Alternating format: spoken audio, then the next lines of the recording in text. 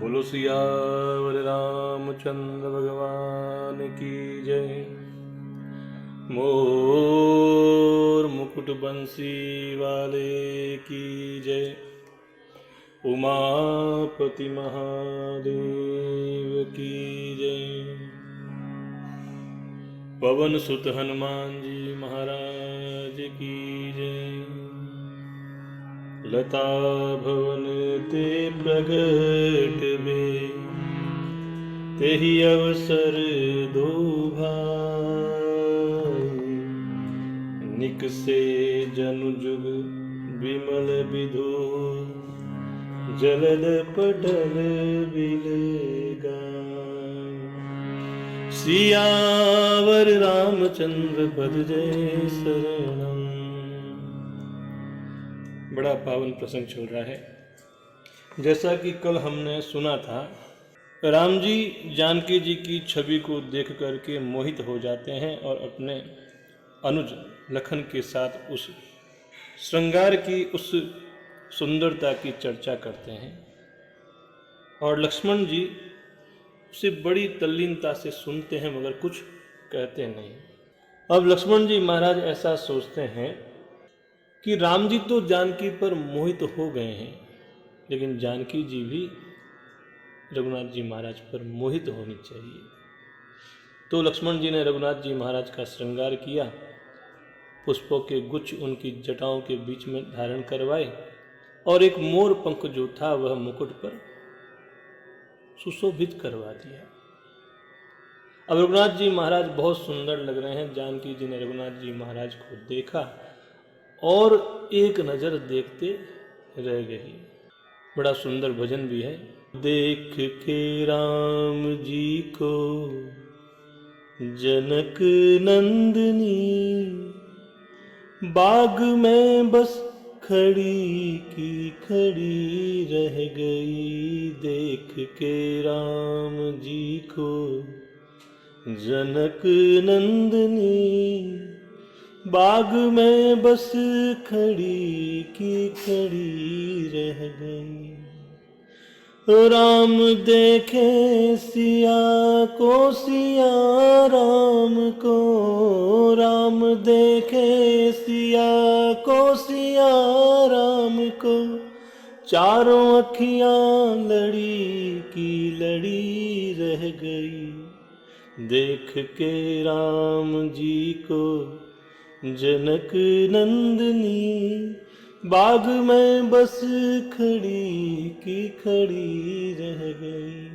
अब जानकी जी की स्थिति ऐसी हो गई कि उन्होंने रघुनाथ जी महाराज को एकटक एक नज़र से निहारना प्रारंभ कर दिया और अपने नेत्रों के द्वार के द्वारा उन रघुनाथ जी महाराज के शिव विग्रह को अपने हृदय में धारण करके नेत्रों का कपाट बंद कर दिया। लक्ष्मण जी महाराज बड़े प्रसन्न हो रहे हैं। देखो, रघुनाथ जी महाराज की सुंदरता को जानकी जी ने भी पसंद कर लिया है और उन्होंने अपनी आंखें बंद कर ली। यह उचित नहीं। एक कृपा की दृष्टि तो मुझ भक्त पर भी होनी चाहिए।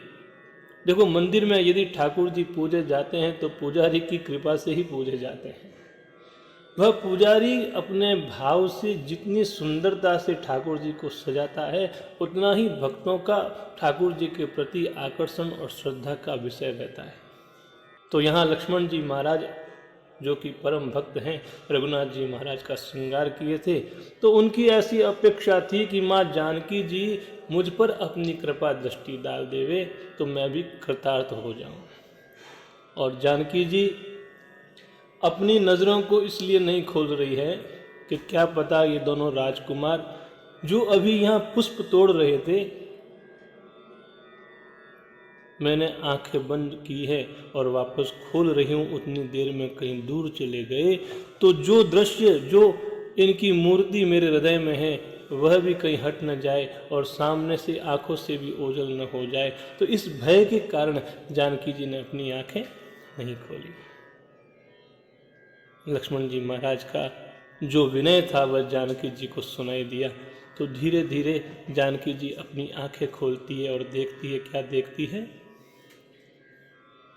कि उसी समय दोनों भाई लता मंडप में से प्रकट हुए ऐसा लगता है कि मानो दो निर्मल चंद्रमा जो है वह आकाश में बादलों के पर्दा हटने के बाद दिखाई दिए हो।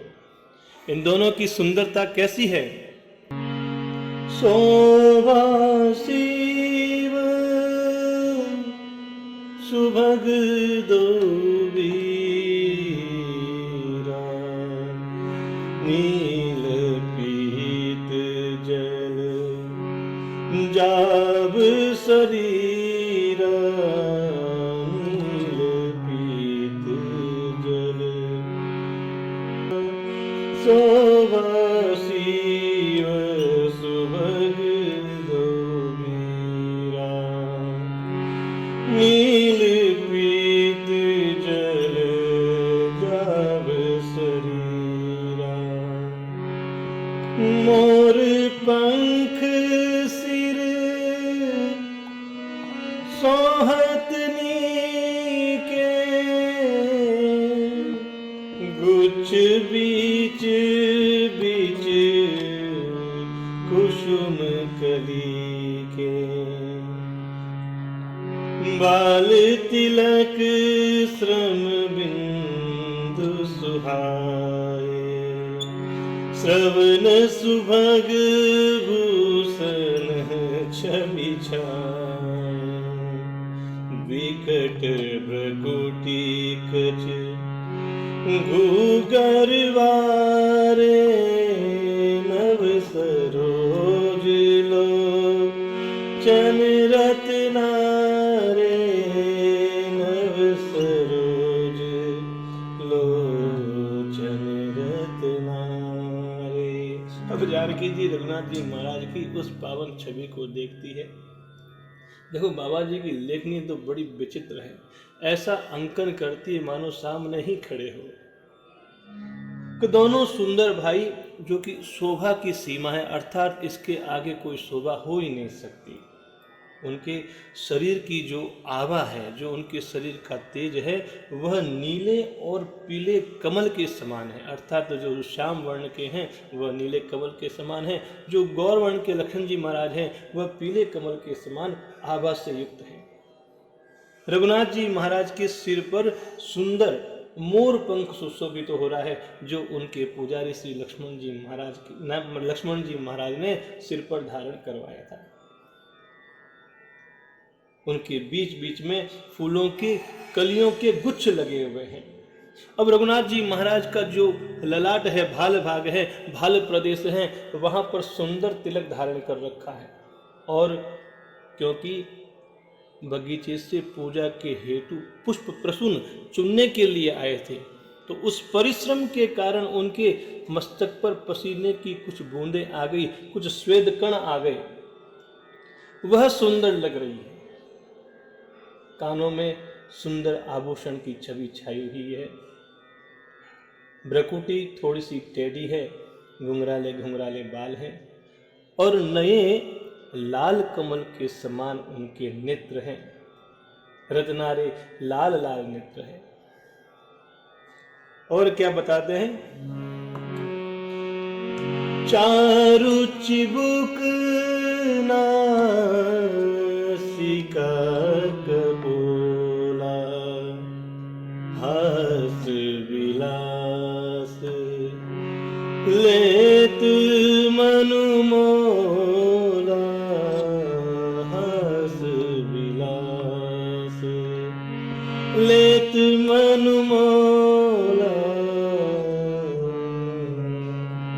मुख छवि कहीं न जाई मोहि बाही, जो बिलो की बहू काम लजाई, जो बिलो की बहू काम लजाई, जय सिया राम। कि परमात्मा की ठोड़ी, उनकी नासिका और गाल बड़े ही सुंदर है, और उनकी हंसी की शोभा तो मन को आकृष्ट कर लेती है। मन को, उनके हंसी की शोभा जो है हमारे इस मन को आकृष्ट कर लेती है, मोल खरीद लेती है। उनके मुख की छवि मैं आपसे कह नहीं सकता कितनी सुंदर है, जिसे देखकर बहुत से कामदेव एक साथ संकोचित हो जाते हैं। हजारों कामदेव से भी सुंदर परमात्मा के मुख की छवि है।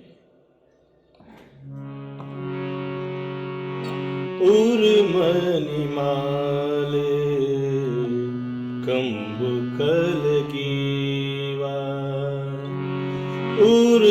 उर्मणिमाले कंबुकलगीवा,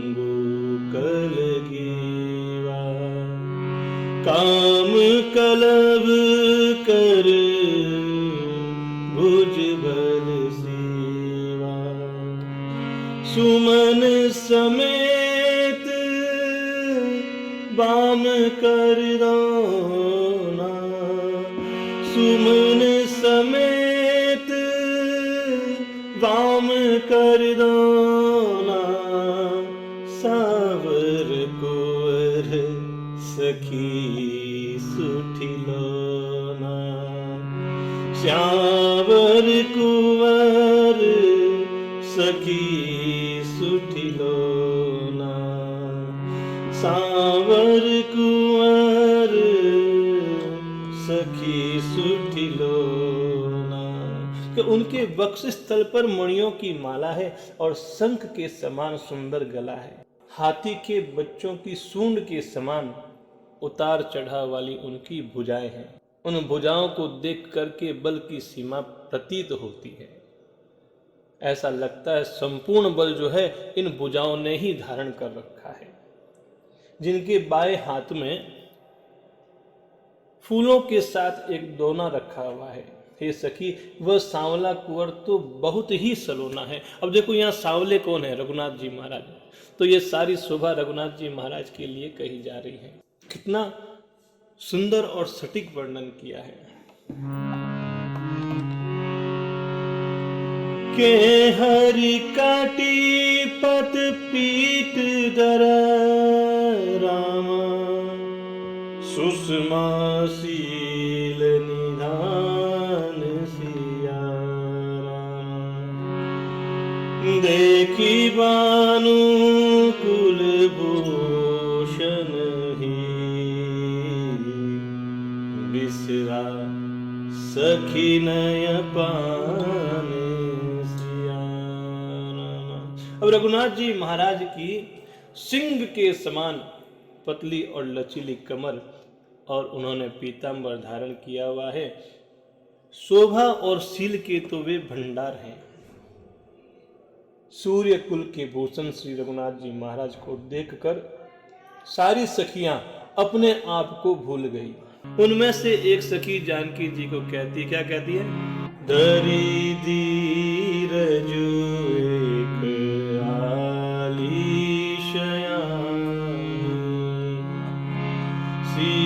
सीतासन बोली गही पानी, बहुरी गौरी कर जान करे हो, भूप किशोर देखी किन ले हो, सकुची सियतब नयन उगारे, सन्मुख दो रघुसिंह निहारे, नख सिख देखी राम के शोभा, सुमिरी पिता पनु मनु अति क्षोभा, पर बस सखी न लगी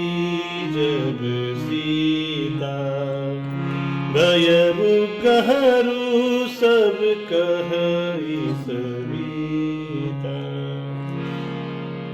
इतने में एक चतुर सखी अपने मन में धीरज धारण करके जानकी जी का हाथ पकड़ के बोली, अरे जानकी, गिरजा जी का ध्यान तो तुम बाद में कर लेना, अभी क्यों नहीं इन दोनों राजकुमारों को देख लेती हो। अब जानकी जी मन में सकुचाकर अपने नेत्र खोलती हैं और देखती है कि रघुकुल के दोनों सिंह उनके सामने खड़े हैं। जैसा स्वरूप पहले बताया था, नख से शिखा पर्यंत रघुनाथ जी महाराज की शोभा को देखकर फिर उन्हें अपने पिता के प्रण का स्मरण हो आता है और उनका मन बड़ा दुखी हो जाता है। पर बस सखीन लखी जब सीता, भयउ गहरू सब कहि सविता, उनि आइब एहि बेरिया कारी, असी कहि मन बिहसी एक आरी, गुड गिरा सुनि सिय सकुचानी, भयहु विलंबु मातु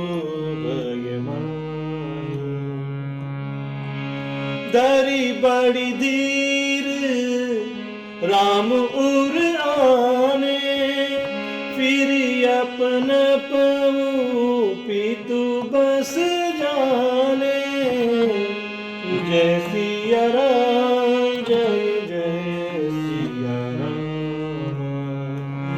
जय सिया राम जय जय सिया राम। अब देखो यहाँ प्रेम के साथ आनंद और दुख दोनों की बातें, दोनों प्रसंगों को तुलसीदास जी महाराज ने सम्मिलित कर दिया। सखियों ने देखा कि जानकी जी जो है वह प्रेम के वशीभूत हैं, परवश हो गई है। तब सभी भयभीत होकर के कहने लगी, देखो बड़ी देर हो गई है, अब हमें घर चलना चाहिए, कल इसी समय फिर आ जाएंगी। ऐसा कह करके एक सखी मन में हंसने लगी। अब उन सखियों की ऐसी रहस्यमयी वाणी को सुन करके जानकी जी मन में सकुचा गई। देर हो गई है। उनके मन में ऐसा माता का भय था कि मैं देरी से घर जाऊंगी तो माता मुझे क्या कहेगी।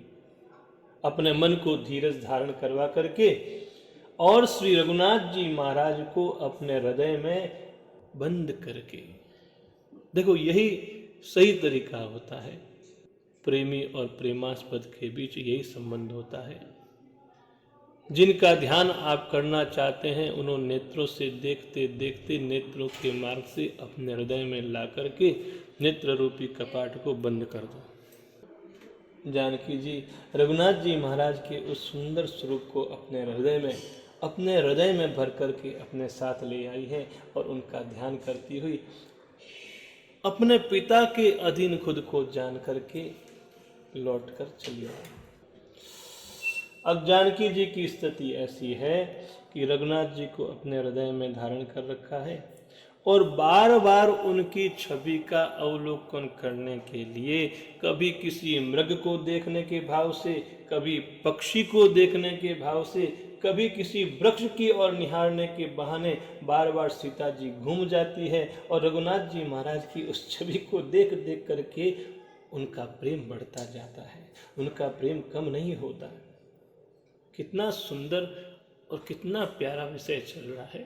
परमात्मा की इसी सुंदर छवि को और माँ जानकी जी के मन में जो परमात्मा का प्रेम है उस प्रेम के कुछ अंश को अपने हृदय में धारण करके हम भी रघुनाथ जी महाराज का चिंतन करें, स्मरण करें।